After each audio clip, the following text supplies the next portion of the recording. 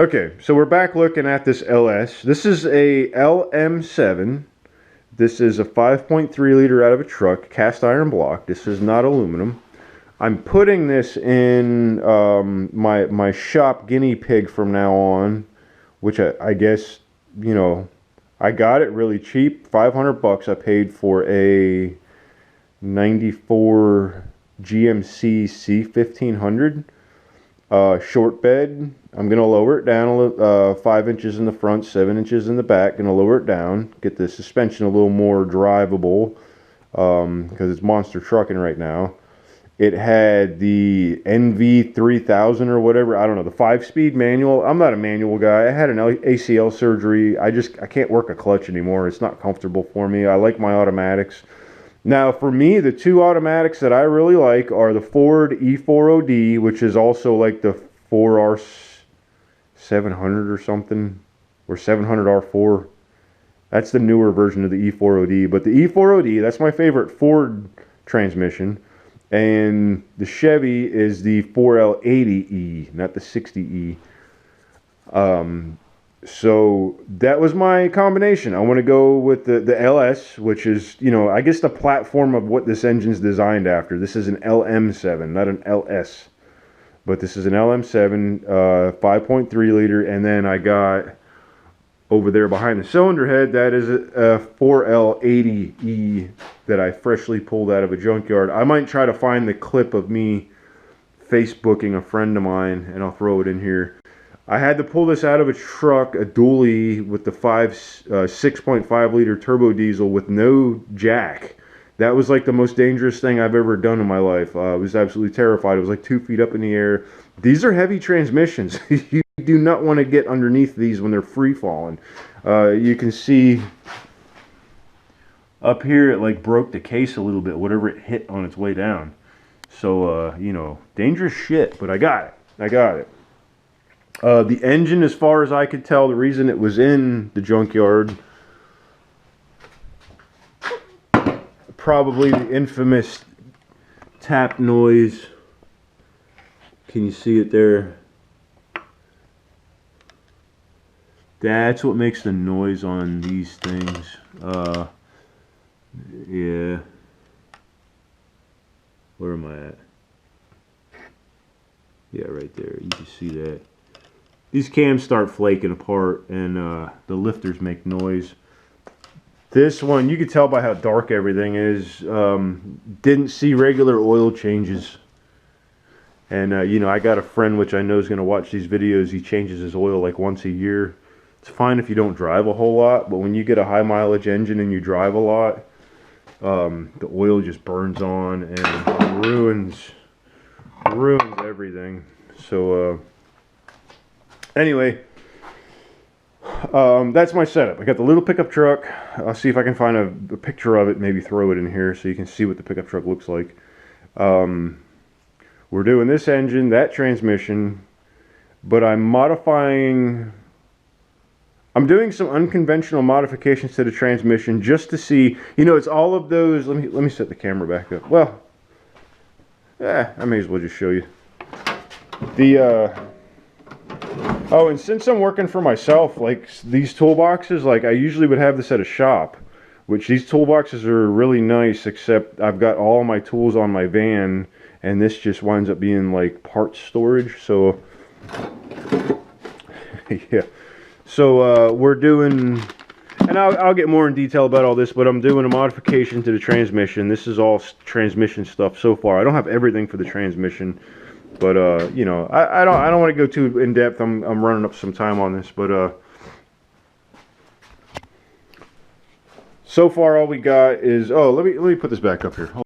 I didn't even explain what I'm doing with this. I'm just going right into what I'm doing. So the thing is the junkyard build, you know, the turbo junkyard build. That's what everyone's doing with these LS engines. And, you know, it got my curiosity. Like I said, over the past 10 years, I've heard all about LS swap, and, you know, these turbo kits are becoming, for $600-700, I can get all the manifolds, the turbo, you know, almost everything that I need to turbocharge one of these. And it seems like people are running 8 to 10 pounds of boost on these engines in their almost stock form. I'll go over the modifications that I'm doing to this. But you know, and they're making 600 to 800 horsepower off of like stock internals. Not only stock internals, but like junkyard stock. Like I bought this engine literally, someone yanked this engine out of a Avalanche, Chevy Avalanche, like I guess for the transmission. I don't know why they did it that way. But this engine was sitting on the ground. I literally picked it up off the ground, and I might see if I can find that video too, but literally picked it up off the ground and bought it off the ground. Like I didn't even have to like go and remove it from a truck. It was already removed. That's how prevalent these engines are. But anyway, that's what I'm doing. How far can we push a junkyard build, nothing modified, until you break them? And that's pretty much what I'm doing with this shop mule truck that I'm putting together. So all right, with that said, now you can understand what the heck I'm doing a little better. Let me flip the camera back around and I'll go over what I'm doing. So you got the transmission.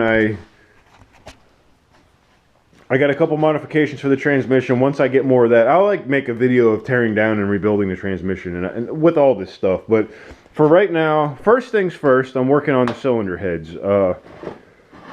These heads are known, I just cleaned this with Simple Green. I'm not going nuts with it. You know, I don't have a hot tank. I'm not bringing these to the machine shop. I am rebuilding these myself in my garage. This is, you know, your average rust. This is things that the guys that, you know, don't have an unlimited budget can do for themselves. You know, so this is where I'm at with these. I'll start with the cylinder heads because I'm almost done with them, and I didn't really make a video of how I did it. But you get some valve grind compound made by Permatex. This is like a gritty sandpaper type quality inside. It's a liquid, and I might make a little video of me actually grinding one of these. But this is the compound you use.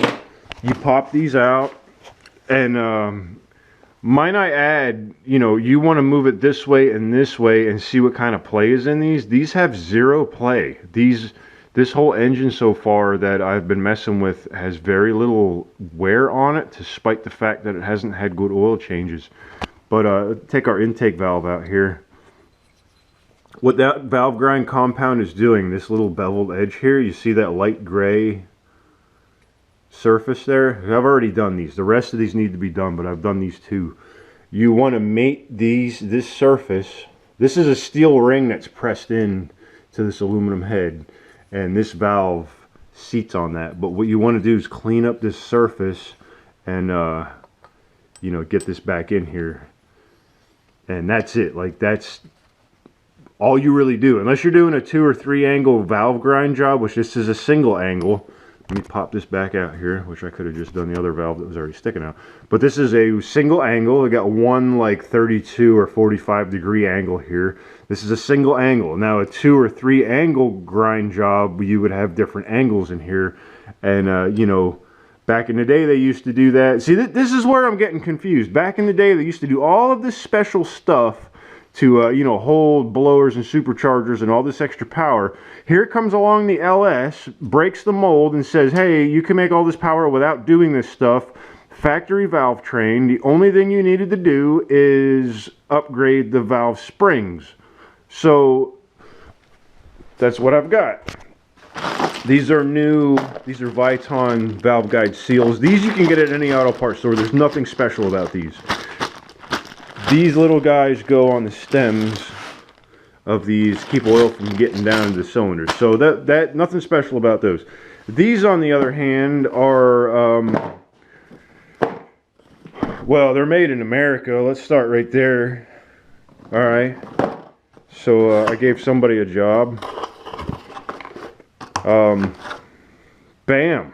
There they are. Valve springs. So these obviously will allow me to get to a higher RPM. These are the factory ones. Come on, baby. There we go. A little higher, a little stiffer. I can get a 0.600 lift out of these. So the cam that I'll be running, which is, again, the sloppy stage 2, the Engel or something, it's the cam everybody talks about. You know, it's like, I've always done the non-conventional, you know, you knucklehead, why are you doing things that way approach to everything. I'm doing this is what everybody online says that they do, trying this out, let's see what happens, build. Okay, I'm not doing anything new with any of this, except the transmission, because I like transmissions. Engines, I'm not an engine guy. I don't really like building engines, believe it or not. I like building transmissions, and I'll get more into that because I'm doing some very unconventional stuff to that transmission, and we're going to beat the shit out of it and see what the hell happens. It's why I'm doing this. I want to see the things that they say don't do, I'm doing, and we're going to see how it holds up.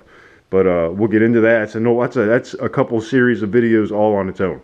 But as far as the engine goes, doing this, the Elgin, that's what it is. Elgin cam, the sloppy stage 2, which I forget the number on it. All this stuff has numbers. Like these are the 1218. I don't know what that 16 stands for, but the pack 1218, these are these springs. There's like a 1219X or something you can use for the stage 3. These can be mated to the stage 2 cam. The reason I'm not doing the stage 3 cam, although it has a nasty idle to it, you know, this is a street truck. I'm not going to be drag racing this truck. I mean, I might go out and have some fun with it, but this is a street truck. I'm going to be, you know, picking up parts, delivering parts, blah, blah, blah with this truck. You know what I'm saying? So I want it to be a little tamer than, you know, the bigger cam could have been. But that's where I'm at with these. I have to regrind all the rest of these here. I got the other head over there. All the valves are good. Nothing's wrong with these heads. The main thing with these heads... Oh, I didn't even go over what kind of heads these are. Let me set this camera down. I'll flip this head around. Okay, so these heads have right here, these are the 706s. These are the truck heads. These have a very good flow rating on them. A lot of people say you can make good power with them. Nothing special about them. These have a spot in here where they actually crack. Oh, and these have, I was trying to figure out all about these heads. These have the dead battery logo. There's something about who makes these heads. That dead battery logo is like, these are the shittiest version of these heads, put it that way. Whoever made, you know, the foundry where these heads are made, these are the shitty version of the heads at that.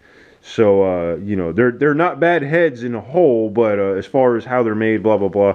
Anyway, we're testing them out. These heads I can get at my local junkyard, $32 a piece. I'm not worried about it. Machine work on these heads. Let's talk about that. Well, not only on the heads, but the engine itself. Here, let me introduce you to my machine shop. 600 grit sandpaper on a palm sander. That's how we clean these heads. All right, get that out of the way. Same method on the deck. These are, you know, got some wear in there. 600 grit sandpaper on the deck.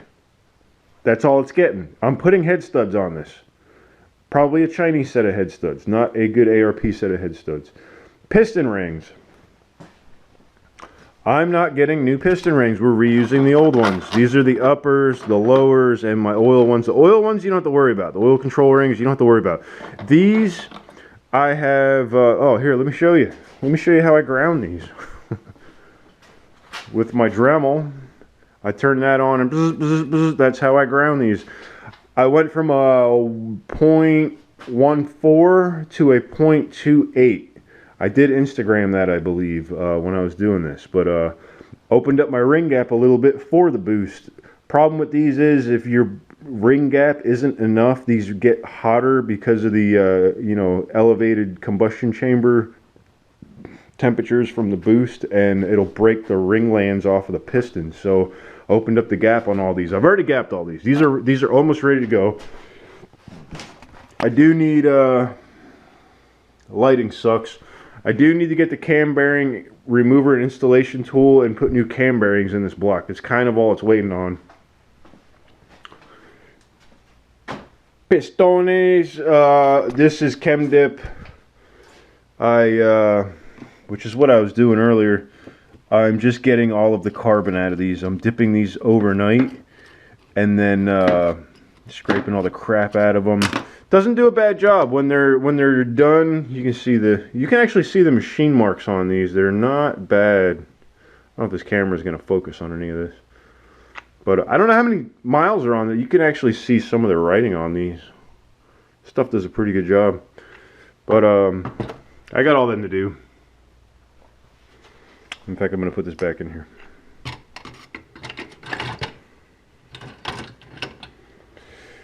So that's where I'm at with this LS swap junkyard build. That's what I'm doing. I just wanted to kind of make some...